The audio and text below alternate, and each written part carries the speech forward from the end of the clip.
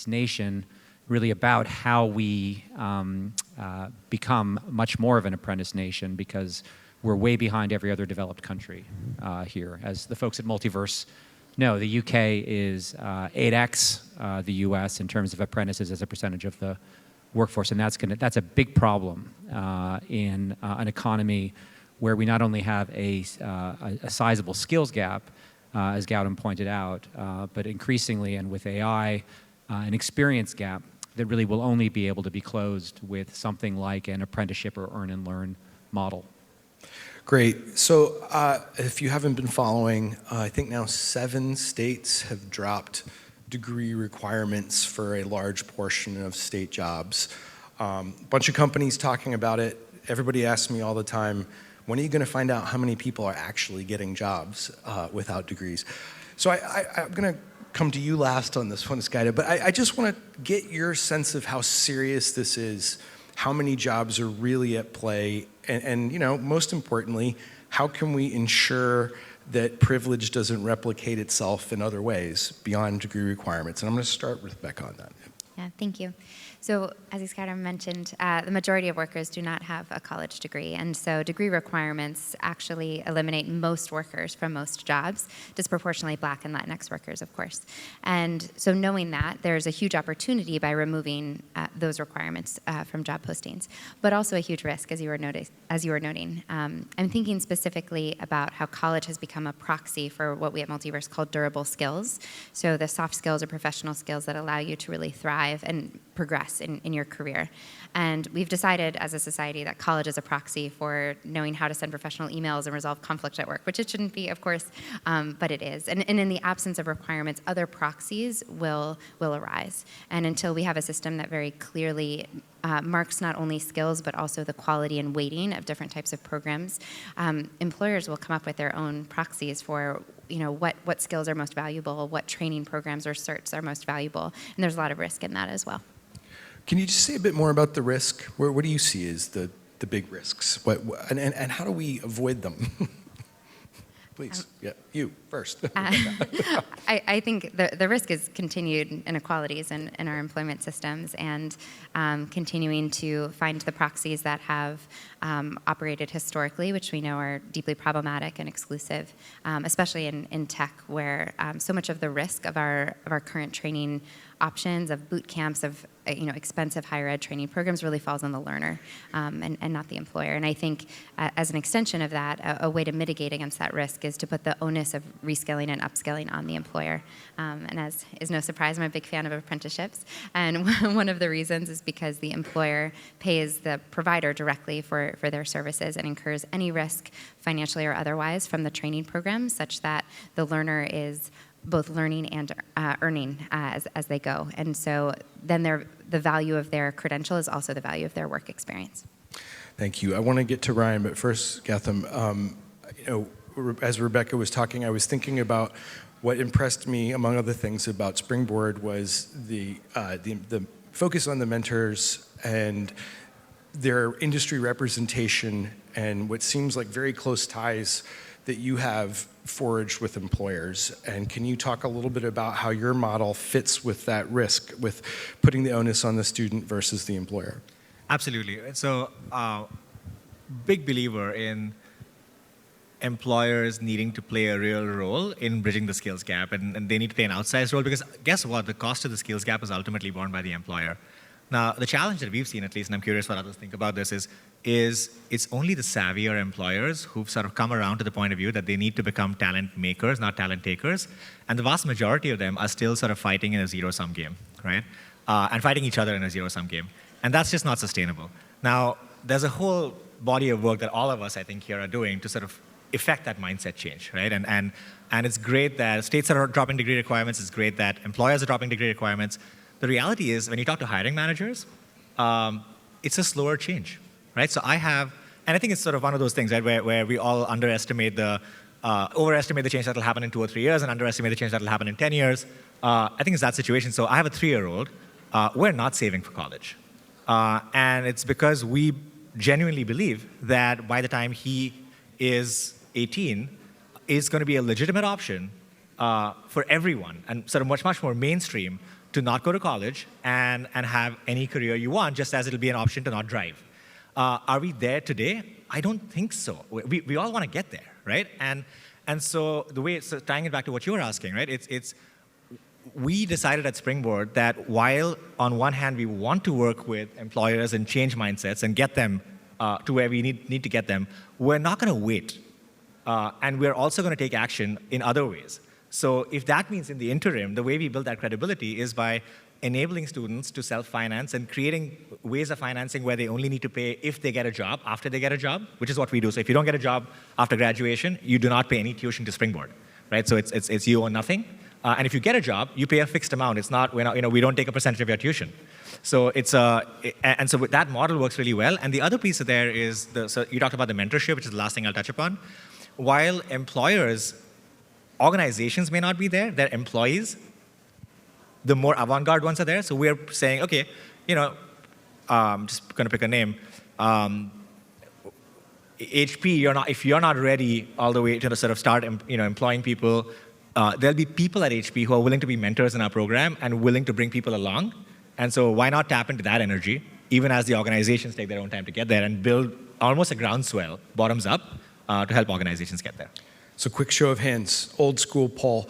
At 15 years, will there be viable options for Gautam's and other children coming of age? Yes, you think? Non-college? All right, it's a lot of optimism there. Okay. So Ryan, I've misquoted you over the years. You said something to me once. To close the gap, higher ed won't do it and employers can't do it, or something along those lines. It always stuck in there. Where are you now on that? I love being misquoted. It happens a lot.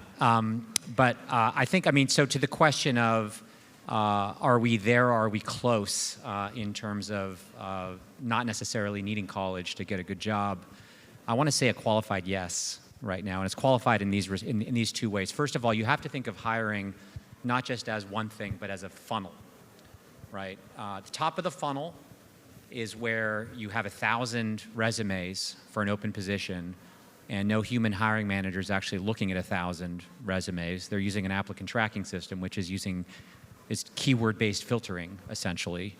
And that's where it's broken today, right? If you go from the 1,000 to the 30 that a human hiring manager, HR manager, or is actually looking at, I don't think there's necessarily a bias as between, it's obviously, it's not a fair fight, college degree versus nothing, but if you have a college degree versus one or more relevant industry recognized credentials, I don't think that, at most employers, I don't think that there's necessarily a bias at that level. And then of course, bottom funnel, when you're interviewing these folks, I think the skills are going to come out. In my view, this is very much a top of funnel problem, and which is largely a technology problem, which I think is going to be solved not in 15 years, but within 5 and maybe 3 years. You talk to applicant tracking system companies like Taleo and IBM, and they recognize that this is a problem. And at most large employers, this is an issue of them not knowing what they don't know, because they don't know how much better their hiring could be if they solve their top of funnel problem. So right now, top of funnel, highly biased in favor of degrees. I don't think that's going to be the case in 3 to 5 years' time. Gotcha. Yscaira, anything to respond to that? Yeah, I'm going to say yes, and so I don't know if it's a bit of a disagreement, but I also do think there's a human bias problem. It's not just technology and employers not knowing what they don't know. So we've all heard that, like, I think over 80% of jobs are actually sourced through friends and family. And so you're not even getting, no one's really paying attention to you and giving you that interview to kind of prove yourself. Unless you know someone, or unless someone has kind of, the referrals have been incentivized, particularly in tech. Like, you can get thousands and tens of thousands of dollars for just referring candidates. If someone knows someone, that person gets an informational interview that someone else doesn't get. So there is a lot of bias, and it's not, and of course, because the humans are biased, the technology becomes biased. And I want to come to a point on generative AI, because I think some of us are excited, some of us are really nervous about, like, where that's going to take us. And I think, I don't think our jobs are all going to go away, right? Like, we're going to need humans to make the generative AI work, make it less biased, make it, more usable. But I do want to call out that, and it's to your point, it's like, it's as a hiring manager, like I've looked through 300 resumes, and that is a Herculean task, like one by one. It's a lot of work to do. And so we do need smarter, less biased tech to help us get there. And I agree with you that we're going to get there. So we are almost there. But I do think that at the same time, mind shift changes and behavior changes and power dynamic changes and putting the onus on employers, not just on the learner and on institutions, is going to be really important. So I wrote a few years ago that degrees are going the way of debutantes, right? Like you may like a decade from now, the notion that someone like, that sounds really elitist and expensive, like what does that say about the candidate? And I'm somewhat facetious in saying that, but I do think that behavior and attitudes can change. And so you see someone with a degree, it's like, oh, so they couldn't get a, faster, cheaper, industry recognized credential, so they just went into this because their family had money. What does that say about this candidate? That would be a different world than the one we live in now. Yes. That's for sure. So Rebecca, I'm glad Yscaira brought up social capital. I think we all know, one of the big wake-up calls for me was, we're talking about a 4-year degree here, that CUNY dramatically ramps up its software degrees. And then a study comes out that the median wage for a CUNY computer science grad is $45K, and only 50% work in the field. Turns out it's hard to get a software job in Manhattan with a CUNY degree, sadly. So what's going on there? It's social capital and all the other things that you just mentioned, Ryan. Rebecca, in terms of the model for apprenticeships, how do you account for that piece of it? Yeah, thank you. So in our model at Multiverse and many other providers, part of what we offer the apprentice is the placement at the company where they will do their apprenticeship, where they will work for 1 to 2 years while also receiving support in their learning journey.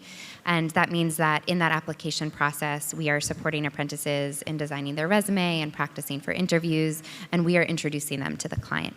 And while this may sound like a support really for the learner, this is also for the employer. They're also saying, we know that there's talent out there. We're having a really hard time finding qualified talent, and how can you help us bridge that gap? And so often apprenticeship providers are called an intermediary because we really are bringing both sides of the market together in a way that really can advantage both.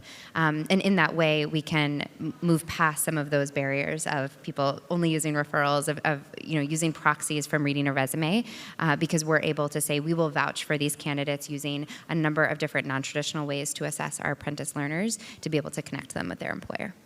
Gautam, you want to jump in on that with your model? I'm trying to think what I have. You really covered it. I'm trying to think if I have. No, I'm going to hold. Okay, sure. I know Ryan's chomping at the bit. Yeah. So look, it's fairly easy to get certified as a Salesforce administrator, but I don't know too many companies that are excited about lining up to hire newly minted Salesforce admins who've never actually had experience as a Salesforce admin. And so I think that CUNY, and I was stunned to see that also, it's clearly a result of bias, but it's also a function of the experience gap as well, which is to say, you haven't done the job. You may have the skills, you may have the credential, but what's to say that you actually can do the job?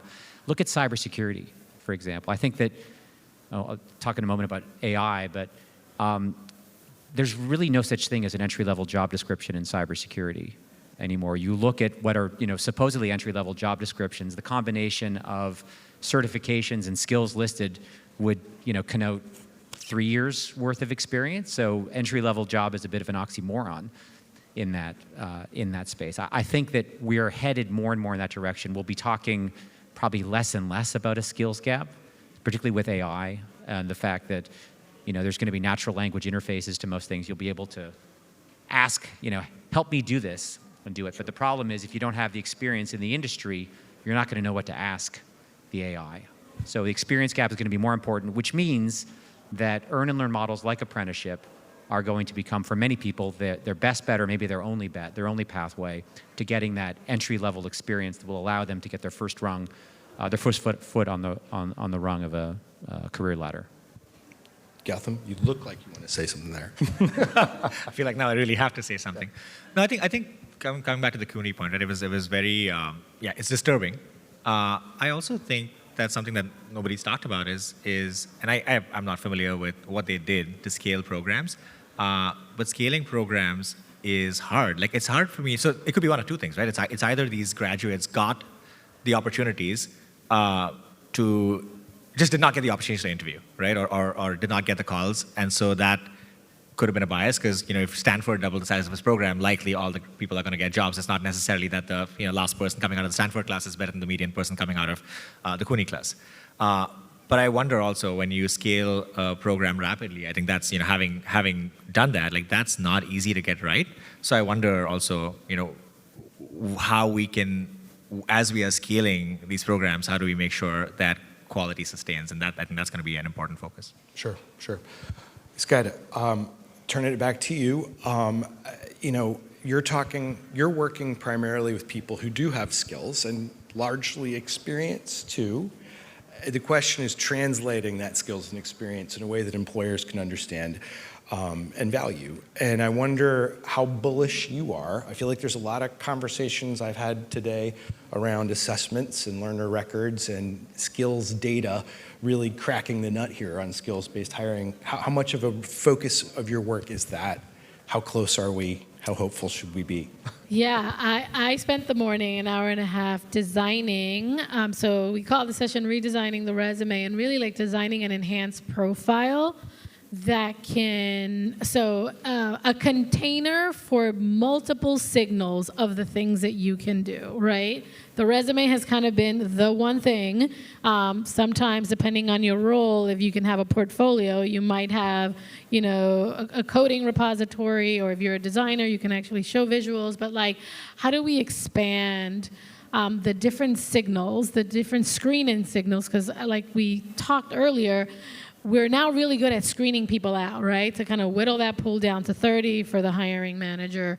And so I am very bullish, right? So right now, some of you might have heard of something called learning and employment records, right? So it's redefining. So remember that college transcript, for those of you who went to college, is like the currency of like the things you learn and the credit and, the university kind of having that weight. Well, what if we lived in a world where everything that you can do, well, first of all, that you can actually catalog and show all the skills that you have, whether you got them through an apprenticeship program, whether you taught yourself, whether it happened at the military, that there is trust in some validation or verification of that skill, that there is a measure of competency in the skill, right? So this gets really nuanced. It's not just, I can code, well, what language, how well, and more importantly, how quickly can you learn the next language, because this one's about to be obsolete, right? So we are head deep in thinking through all of the different ways. So how might we redesign a profile that's enhanced to carry, digital credentials, employer-issued credentials, industry-based credentials, skills and verified skills, and work samples, and a bunch of other ways that we don't know yet that workers are kind of using as proxies. So the last thing I'll say is that it is not a coincidence that stars are overrepresented in entrepreneurship, because people just won't hire them. And so some of them are like, whatever, I'm going to go do my own thing and build it because I'm not being given the opportunity. And so, entrepreneurial ventures also as like a pathway to develop your skills. But yes, I think there's a whole movement around learning and employment records and enhanced profile. There are probably like 30 organizations all here looking at this from a policy angle. Like, how do we help states get ready to do this from, the employer angle, the worker angle, the interoperability angle, the adaptability, like the security, the standards. Like we're missing here in this country a common framework like Europe has around, data sovereignty and all things data, basically. So there's a lot of heat in the space. Please, No, I don't have Gautam. another Yes. I think something you said, right? Work product has, I think every employer who's ever hired anybody in this room, right? We've all hired someone, will probably agree that work product is a far better signal of somebody's employability than any rubber stamp credential ever has been, right? I went to some quote unquote top schools and I wouldn't hire half my class, right? And so the problem was, like, a couple of decades ago, the tools to parse work product as a signal of employability were just non-existent. So you hire a developer, you'd say, oh, they went to Caltech, they must be good. Let's hire them. Today, you wouldn't hire a developer without looking at their GitHub profile. You wouldn't hire a designer without looking at their Behance or Dribble profile. And that's just technology jobs. It's a matter of time before these tools get really sophisticated and apply to a vast majority of jobs that are out there. Like, why wouldn't we hire accountants based on work product? And that really reduces the value that's sort of sitting in the degree. And whether you build that work product through a hire, train, deploy model, whether you build that through an apprenticeship, whether you build that even just being an autodidact and learning yourself and building something a side project, as long as that work product can be evaluated, that creates that and in a way that's fair and understood by everyone, that would be a huge step forward. So I think we are going in that direction. Gotcha. So we're bouncing around here. I'm going to turn to policy, everybody's favorite topic. Rebecca, your company comes with a lot of experience in the UK at doing this at scale. Different country in many ways on policies around this work. What could help in the next few years? What's a realistic policy lever that you'd like to see more discussion around? I think what is key in the workforce space is predictability. So in the UK, there is a levy that supports companies in hiring and training apprentices. And in the US, our funding model and support model from the government is really grant-based and therefore unpredictable. And in changing hearts and minds, we know that we need to offer predictability and known pathways for young people and employers. It's really challenging to tell young people, we know that you've always heard you should go to college, but actually there are other options. We don't have a ton of data about that yet, though, but you should trust us. That's like a hard sell.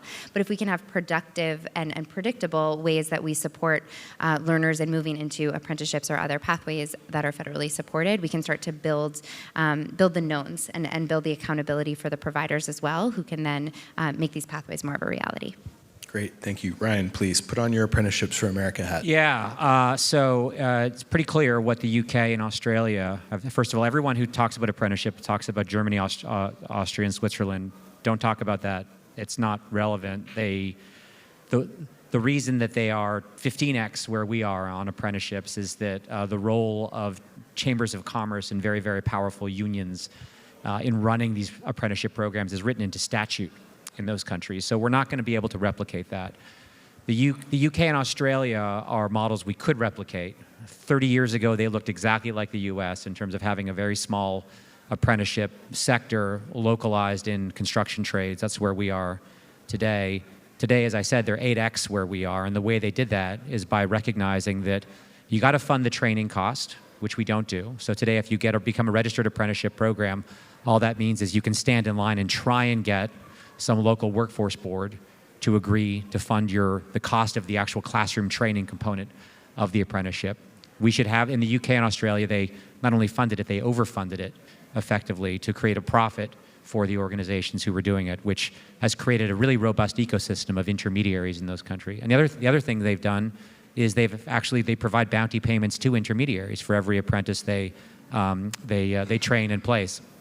So that's why in the UK, you have an association called the Association of Experiential Learning Providers, 1,200 intermediaries in that country. So if we were there, we'd have 6,000 just based on the size of our economy.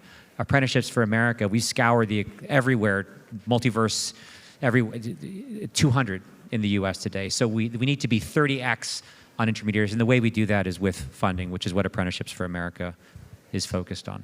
How much do we need? How much is feasible in the next? How hopeful are you? I'm very hopeful. We know that at least 5 states are currently working on it. California just announced $175 million in apprenticeship innovation funding for intermediaries. And I expect to begin seeing pilots at the federal level as well. But just think about this.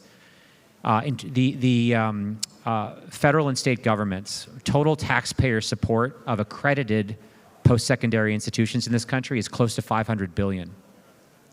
Total federal and state taxpayer support of apprenticeship programs in this country is less than 400 million. So it's over 1,000 to 1. If you compare a college student to an apprentice, for every dollar that the college student receives, the apprentice is receiving about 2 cents in taxpayer funding. So I don't know whether it should be 1 to 1 or 2 to 1, but it shouldn't be 1,000 to 1 or 50 to 1. And that's going to change. Sure. Gautam, I mean, you're in a different place. Any sort of policy wishes that could help your model? I think just more, well, 2 things. One is ease of, one is more dollars into apprenticeships being funded, because I think that actually helps our model, because we still, those apprentices will still need training. Right. Right. I think the second is all the dollars that are going into workforce boards right now. Sort of an easier and more transparent way for taxpayers to understand how that's being used, as well as potential stars to be able to access those dollars, and for programs to be able to work with those workforce boards. Because right now that system is a mess. There are, I think, 3,000 workforce boards in America where the right, and I think and rightly so, right? There's reasons why that funding needs to be localized, and at the same time, it's just sort of the variance from workforce board to workforce board in terms of how those dollars actually get used, how much of the dollars even get used, and what awareness there exists is abysmal. Yep. So, Opportunity at Work has had enormous success with this campaign. That goes without saying. One of the most successful campaigns I've seen in my career. I'm guessing, when I think of a star, I think about a 35-year-old, some community college, no degree, single parent maybe, who has skills, and how do you recognize those skills to help that person? But we've talked a lot about the traditional student pathway here, and I wonder, given the visibility of your campaign, how you handle the tracking question. It's not an easy one, but we're all of us in this panel work on that to some extent. Yeah, so I think with employers, it's really tricky. They don't want to publish who they're hiring, who they're not, why they're not hiring, right? So we can tell you. Well, they're afraid they're going to get sued. And, we can tell you, what matches we're facilitating, et cetera. Now, with the policy work, though, with employers are states are some of the biggest employers in the country, right? Oftentimes they are the biggest employer in specific places.